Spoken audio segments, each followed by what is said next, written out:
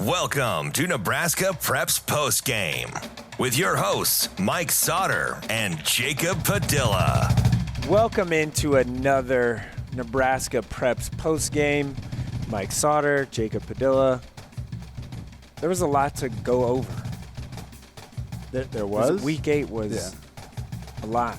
Yeah, we Did the big games live up to the hype of the big games is my initial question. I think they did. I think so, yeah.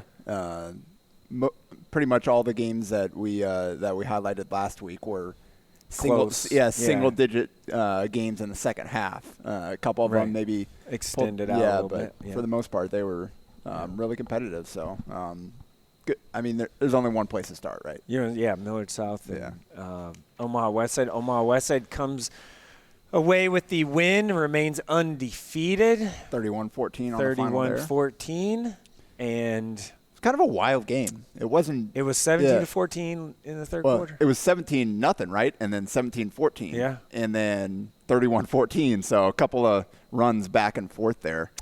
There's a lot there. Yeah. I wasn't there. I was not there. But there was a lot there.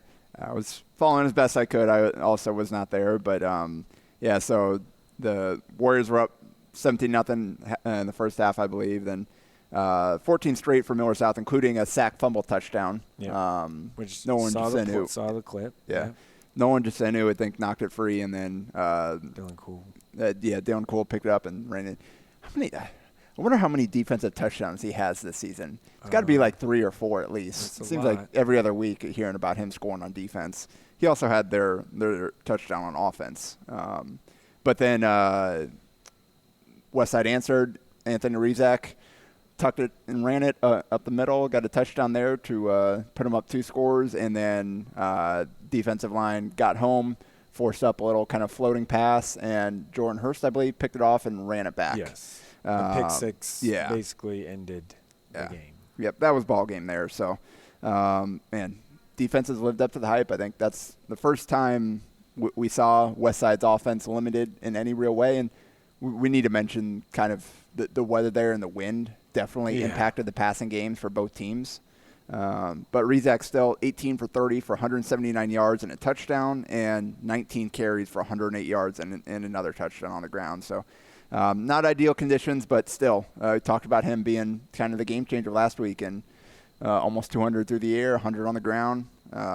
He kind of did what he's been doing all season.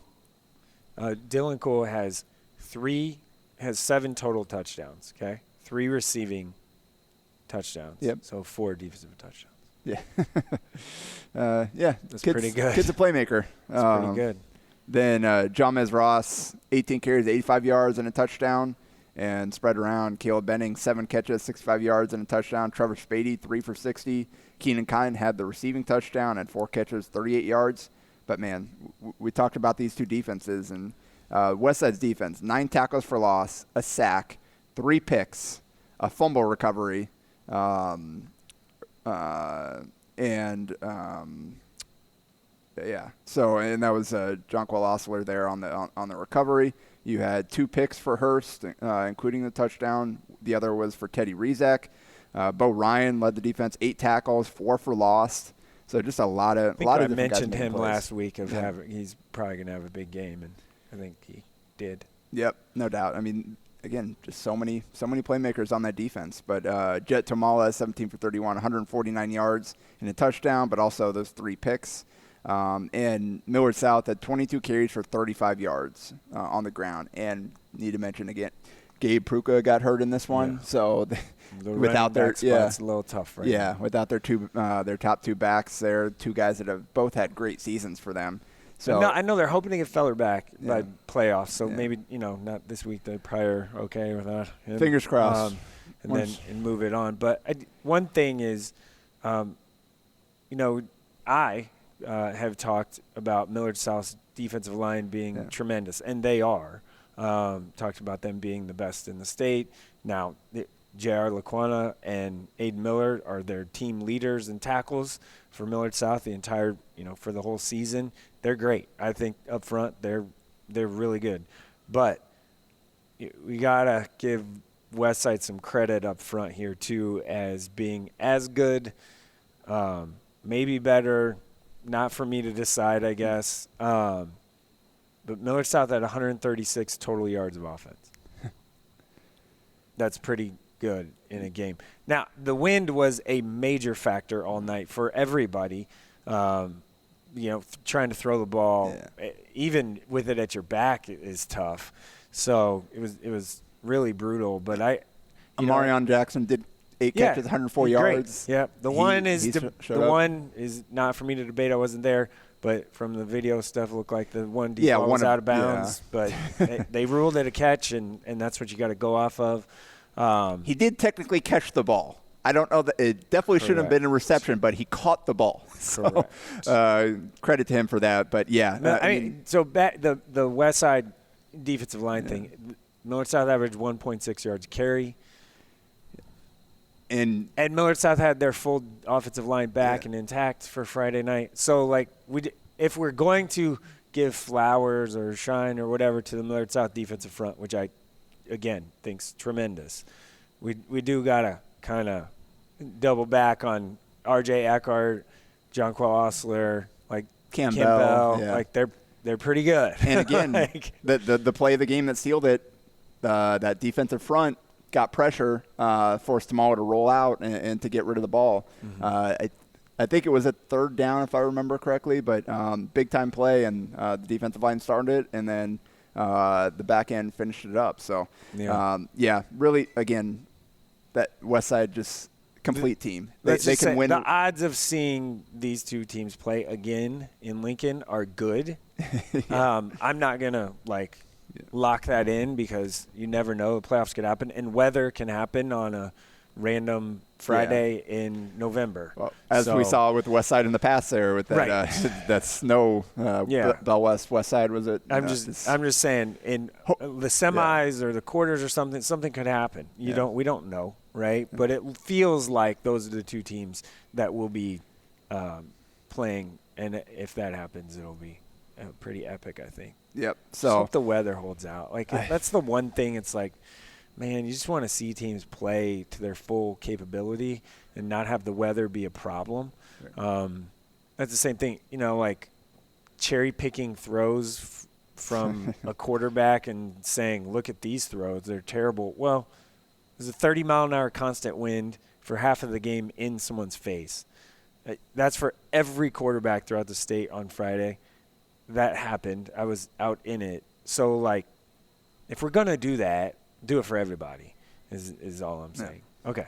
All right, yeah, so that 1 and 2, Millard South obviously stayed at 2, did not drop in the poll with that loss. Yeah, not a lot of movement in the coaches' poll this week. I would think that is fair. Yeah, a lot of teams took care of business. Elkhorn South, 56-0 against Burke at 3. Omaha North, 18-7 at Grand Island at 4. They held on there. Kearney at 5, 55-0 against Lincoln Northeast. Millard West, 23-10 against Lincoln Southwest. So little bit of a challenge there for them, but they got it done. And then Lincoln Southwest is just young. Yeah. They're tough. They're going freshman to be good. Yeah, they're going to be good. Just not this year right now. Yeah. But they've been big game for Millard. What we'll talk about big game for Millard North. They have to win that one on Friday.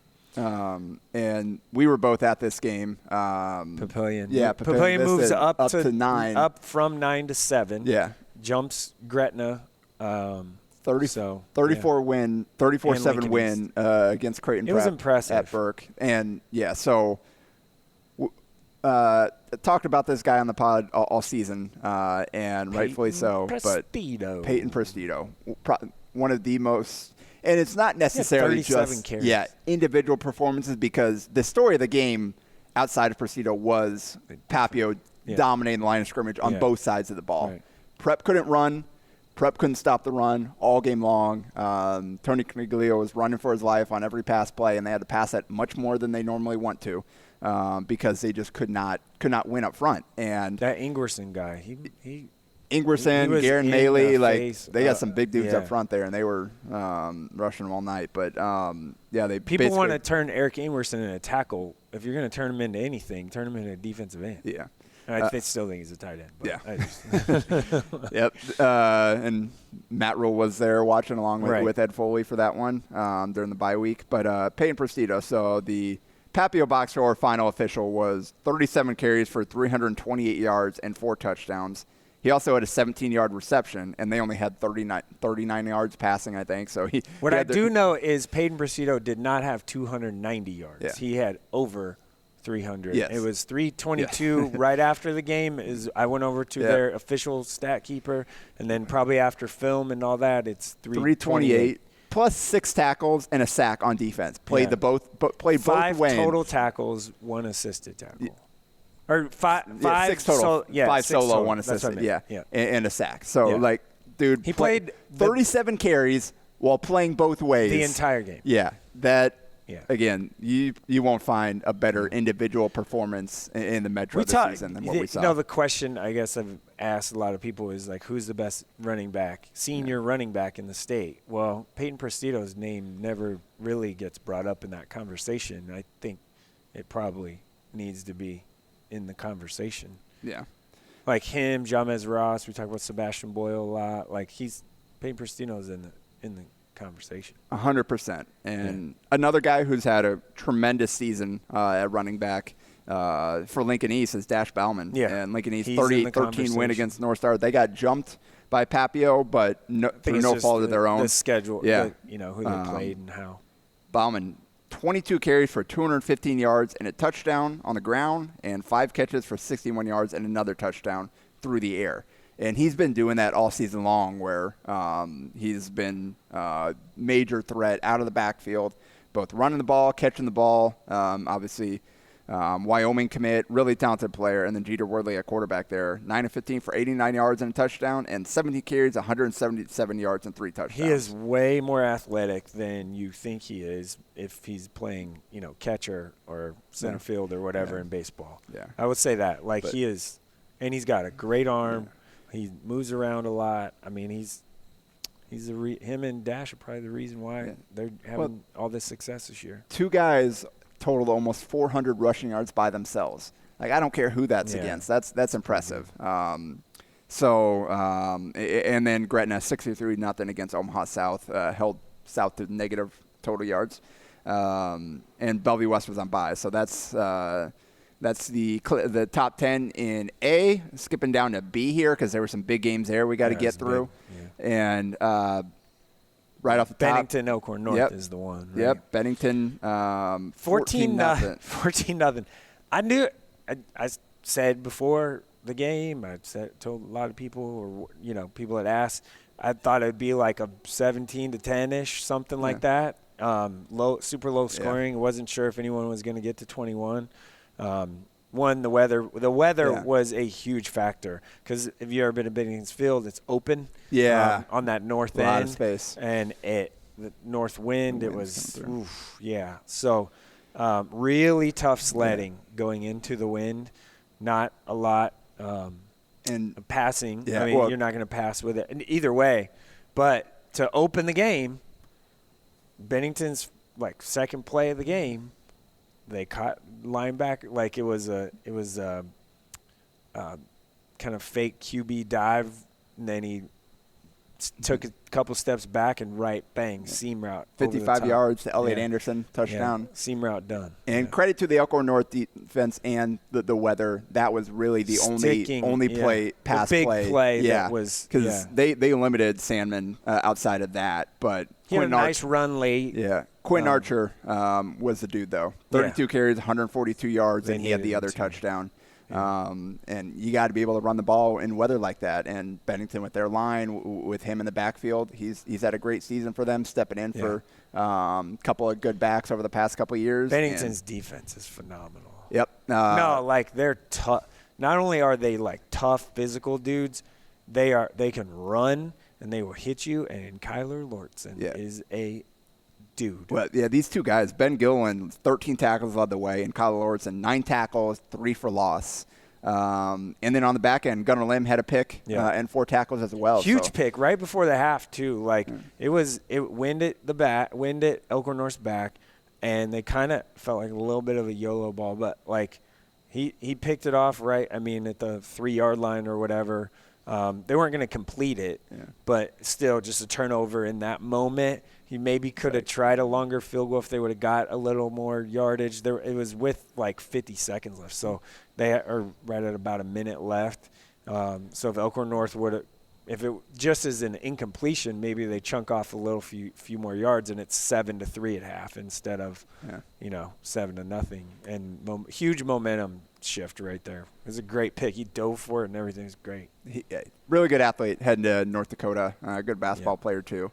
So Bennington, their undefeated season marches on. They going for 3 straight. Yeah. They've won 34 in a row. Yeah, that's pretty Coach darn good. Linhart likes to say he doesn't know how many they want. Yeah. And I believe him maybe, but I'm pretty sure. A lot of people in that program do, and rightfully so. No, he said we don't talk about it. We don't care about it. We just one day at a time. And I'm like, yeah.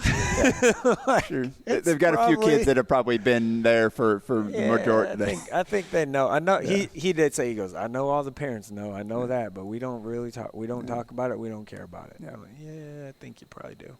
So, yep. So 14-0's the final in that one. The other top 5 game, Scott was 2, Plattsmouth was 5, and 22-16. And it was kind of another game with some swings. It was 10-7 at halftime. Plattsmouth was up. And then Scott came alive in third quarter, outscored them 15-0. And then Plattsmouth got a touchdown in the fourth quarter to give themselves a chance, but then the Scott defense, Scott was able to close it out there. So 22-16, that's an impressive showing for Plattsmouth there for Scott, who had basically just ran roughshod over everybody they played over the last handful of weeks. Yeah. Well, yeah. Especially. Plattsmouth is tough. It was that game is built for Plattsmouth. There was a turnover. I think it went over the punter's head.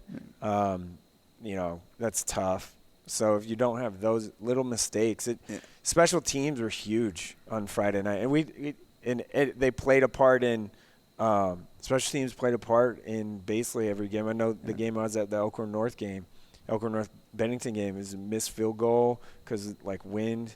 There was a couple bad punts, or not, bad, but in the weather, you're not going to punt it very good. And so special teams turnovers. Special teams were a huge factor. And it was similar to the other game we just talked about, where Plattsmouth, between the weather, the defense, Scott limited their passing game.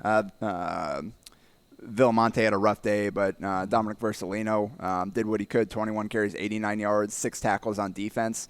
You talked about Caleb Adkins had a big game at 11 tackles.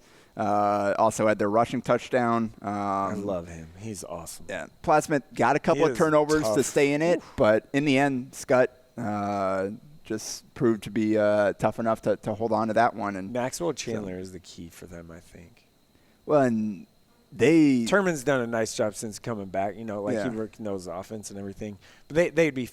Clearly they were fine without him when he was out for a couple weeks. I'm saying Maxwell Chandler's probably the key. And the thing about Scott is they're similar to Waverly, we mentioned in a moment here, is they've got so many different guys. It's really hard to key in on anybody. Yeah. You've got Pike, you've got Hightoff, you've got Chandler, you've got the quarterback run game with Turman as well. So there are so many guys. Any of 4 or 5 different guys could handle the ball on any given play, and you don't know where it's going. So that makes it so tough on the defense. They've got a lot of team speed, too. 100%. For a Class B team. And Waverly is kind of the same way. They won 33-9 or 33-6 against Seward. Knocked Seward out of the top 10. Again, another performance by them where Nolan Moss, quarterback, 9 of 15, 143 yards and a touchdown, and 13 carries for 66 yards and 2 more touchdowns. Evan Castens, 14 carries, 62 yards and a touchdown. Drew Moser, I think, scored. Again, that's another team that they spread the ball around in the backfield, and a lot of different guys carry it. So Waverly, sitting there at 3 again, they look very much like, they're right up there in that top tier in B. They're legit. Yep. And York has. York climbed to 5 in the coaches poll. They knocked Plattsmouth down for that loss. They just flipped. Yeah. But York 58-2 against Lincoln Northwest. Apparently, safety. probably ran out of that end zone. GI Northwest 50-7 against Lexington. Yeah. Norris 49-7 against Crete, and Blake Macklin had a huge day there, and 13 carries, 192 yards, and 4 touchdowns. Also had a 23-yard receiving touchdown. Jared Barron's only completed 7 passes for 140 yards and 3 touchdowns. So pretty efficient day for the Norris offense. Blair 32-0 against Westview is at 9, and then Hastings climbed in at number 10. They won 37-7 at Ralston. The big games in B this week are Elkhorn North against Blair. And then York at GI Northwest. Yep, that's the other one. That's a big game. Yep, those are the 2 top 10 showdowns in B. In A, there are, 2 big games as well. We forgot to mention Omaha North against Elkhorn South. That's 3 and 4 there. That's the biggest one. And then Gretna and Lincoln East, 8 and 9. So 2.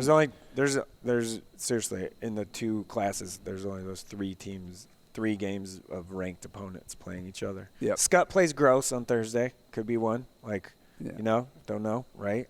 So that's like the only other. Papio South, Bell West is Bell West coming off the bye, get back at it. Game, so, right? Maybe fully healthy-ish now. Yeah, but those are some good ones that we'll focus on next week. Skipping down to C1, there's some significant results there. Boone Central took care of business against Pierce. That was a top 5 matchup there. 26-14 for Boone Central there. James Fogelman. Pierce stayed at 5, yeah, even with the loss, but shows the respect for Boone Central. DC West jumped up, yeah, because Adam Central's lost. Yeah, James Fogelman, 27 carries, 156 yards, 2 touchdowns, and Parker Borer, who's had a great season, 104 yards and 2 touchdowns as well. He's probably the player of the year in C1. I would say. You mentioned. I think that's pretty clear. Yeah, you mentioned DC West. They jumped up to 4 from 6, despite Wahoo 35-12 win. The Adams Central result really kind of shook things up. Yeah, they dropped from 4-7 after a 14-17 loss against McCook to fall to 7-1, first loss of the season. The best game in C1 was Ashland Greenwood, 28-22. Yeah. At Roncalli. Roncalli moves up 2 spots, after that performance, after a loss. But Drake Zimmerman, ho-hum, another 240 yards on the ground, just doing what he does. He's over 1,000 yards on the season. Roncalli stopping the run is something that's tough for them to do right now, I think. Bohr and Zimmerman, probably the 2 dudes in C1 that could go down to the very end here. Wahoo's just super balanced and can use 17 different players. They have so many. They're really athletic. I really like them. We'll see how the semis or finals or whatever. Wild card points are different. It has nothing to do with our ratings, but we'll see. On Saturday morning is the bracket reveal show. I'll be there helping Strive kind of break down the brackets and players and stuff. Saturday morning, 8 a.m. So keep an eye out for that. Hear more from Sautter. The other big result in C1, the upset. Ogallala went from unranked to number 8 there with a 22-15 win against the top 10 team. They were Sydney. receiving votes. Yeah, so they were on the fringe there, and then they got the win to jump in there. Caden Rezak, 24 carries, 171 yards, and 2 touchdowns. My question is, how big of an upset was it? Harry Caskey, 29 carries, 144 yards, and a touchdown. Going to Air Force. They earned a significant win there. Yeah, they did. So good game Sydney for Ogallala. stays in at 10. Yeah. Because Broken Bow lost, so that kind of is why that happened. Aurora moves up 1. Yeah. Aurora's I think that they're at 9 in the poll, probably maybe a little better than that. Yeah. I don't know. They do have 3 losses though. Yeah. Tough schedule. They played some of the other 3 losses against the best teams in their 1 loss was Adams Central on the road. Yeah. And then the other 2 were Boone. And Ashland. Yeah. So, Yeah, no bad losses in sight there. So, you've got Stay Softball today, so let's go ahead and get out here with some shout-outs here. Go ahead. Shadron Jr., Quinn Bailey, 25 carries for 346 yards and 4 touchdowns. Phenomenal game. 3 catches for 37 yards. 3 kick returns for 145 yards and a touchdown. He had 528 of their 636 all-purpose yards. by one player. That is phenomenal. He also converted a 2-point play and had 5 tackles on defense in a 41-26 win against Alliance. Decent. So we talked about, Peyton Prestito, best game of the in the Metro. That's a pretty impressive performance there from Shadron. Auburn senior Maverick Binder, 12 carries, 136 yards, and 4 touchdowns. Also had 2 punt returns, including an 85-yard return touchdown, and chipped in 2 tackles in a 42-13 win against Falls City. Lincoln Christian senior Jake Watson, 24 carries, 154 yards, 3 touchdowns, 7 tackles, 3 for loss, and a sack in a 34-29 win against Raymond Central. So they needed every bit of that performance to get that win. And then finally, feels like basically a weekly thing here, but Wahoo Newman, Junior, Connor Booth, just ho-hum. Every day. 6 carries, 5 touchdowns. Yeah. He had 194 yards on the ground. Also caught a 35-yard touchdown. In 6 carries. Yeah, he touched the ball 7 times and scored 6. Yeah.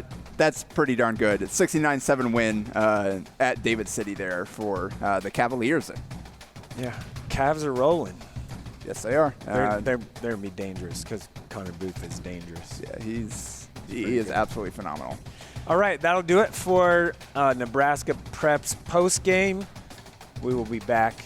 Pretty sure it's going to be every Monday going forward. So we'll be back next week and break down kind of the brackets.